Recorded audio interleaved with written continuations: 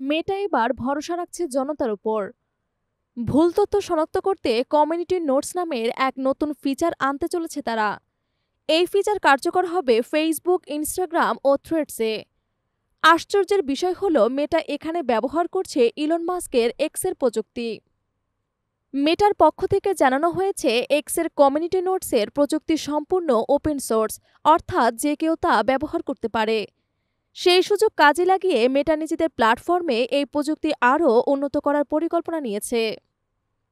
মেটার এক ব্লগ পোস্টে বলা হয়েছে, এক্সের প্রযুক্তি থেকে আমরা শিখব এবং ধাপে ধাপে নিজেদের জন্য আরও উপযোগী করে তুলব। ভবিষ্যতে আমরা এই অ্যালগরিদমের পরিবর্তন আনতে পারি। মেটার প্রধান মার্ক জাকারবার্গ জানুয়ারিতে ঘোষণা করেছিলেন, মার্কিন যুক্তরাষ্ট্রে তৃতীয় পক্ষের ফ্যাক্ট চেকিং প্রক্রিয়া বাতিল করা হবে। তার পরিবর্তন হিসেবে এবার আসছে কমিউনিটি নোটস, যেখানে সাধারণ ব্যবহারকারীরাই যাচাই করবেন কোন পোস্ট সত্য, কোনটি বিভ্রান্তিকর। আগামী 18 মার্চ থেকে যুক্তরাষ্ট্রে পরীক্ষামূলকভাবে চালু হচ্ছে কমিউনিটি নোটস। মেটা জানিয়েছে, সকলে এই নোটস লিখতে পারবেন না।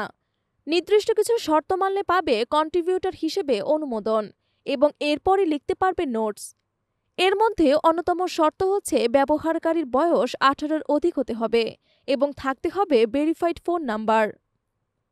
মেটা সাধারণ ব্যবহারকারীদের পাশাপাশি নিজেদের পোস্ট, মেটার শীর্ষ নির্বাহীদের পোস্ট, এমনকি রাজনীতিবিদ, অন্যান্য গুরুত্বপূর্ণ ব্যক্তিদের পোস্টেও কমিউনিটি নোটস যোগ করার সুযোগ করে দিয়েছেন।